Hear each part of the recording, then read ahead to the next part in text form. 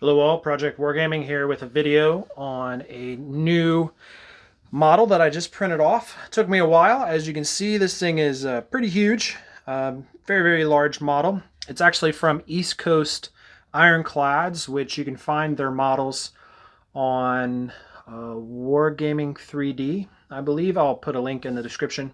Patrick does some great models. He typically does 1/600th or even smaller.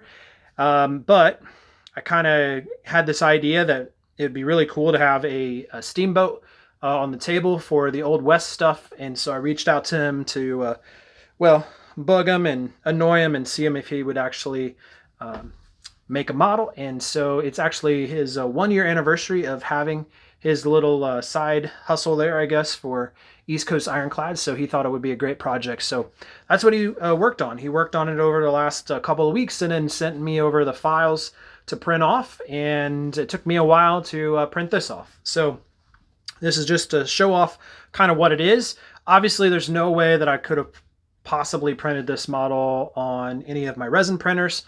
So we had to break it down into different sections. Patrick broke it down into parts, basically. So you can see, like this is the smokestack, and this is like the little thing over here, staircases and such. Steamer here, and then also the actual engines and stuff back there. So I decided what I wanted to do though was basically put the model together and then print it off in sections. So that's why I haven't primed it or really done anything to the model. I wanted you to see where I broke up the little sections. These all fit onto my Mono X print plate. So this is one piece, this is one piece, this is obviously one piece with both of these and the little nubs here on them, and then this guy here.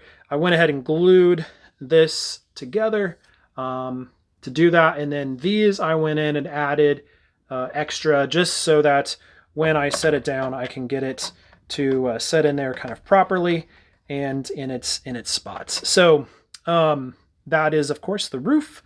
This is one of the interior spaces. It has different cabins and things like that. You can see this is a 15 millimeter model. It does fit, and you can actually he does actually fit underneath the canopy there. He would fit into the pilot house up there. You can see it's got individual cabins. Since I put them on a 20 millimeter base, they don't actually fit in there.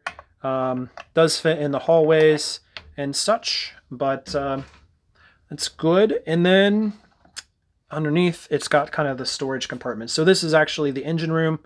And then this is, I believe, just a storage compartment here. And this is where the actual steam engine, well, I'm not for sure exactly the technical term for it, but that's where that goes. And then these go on the back as well, and they sit in there. And then amazingly, I was able to print this off in one go. You can kind of see where it was supported, but printed off as one big file, and it somehow worked. So I was able to do that. I've kept this separate just because it's going to be way easier to paint this separate and then glue it on. Same thing with these pieces. I've kept this separate to do it. I printed these off separate and glued them on later. You can see that when I put it together and put the models in and the support beams, I messed it up a little bit, and so these actually stuck out a little bit farther. I went ahead and just put a little piece of plastic up front there just to help this nestle into place and be there to help it just stay nice and tucked in there. So anyways, really happy with this model. Very cool. It's going to be, I think, look great on the table. It's definitely going to have a distinctive look. You can see the scale of this model. I mean, this is This is one of the buildings. This is one of the bigger buildings that I've made. So this thing is just massive. I think Patrick said it was like almost 22 inches. You can see that this is marked off in inches here. So that gives you an idea of the scale that we're dealing with this model. It took me a couple days to figure out how to actually do this.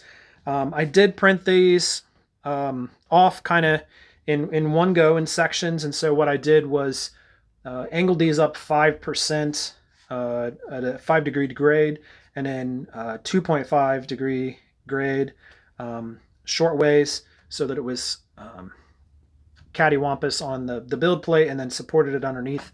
And that seemed to work really well. I had to go up to the middle sections, or the middle size on the supports for our G2 box. I added in a couple extras just to make sure the support around the edge to give a cleaner edge. And I did use Ceratec resin on this.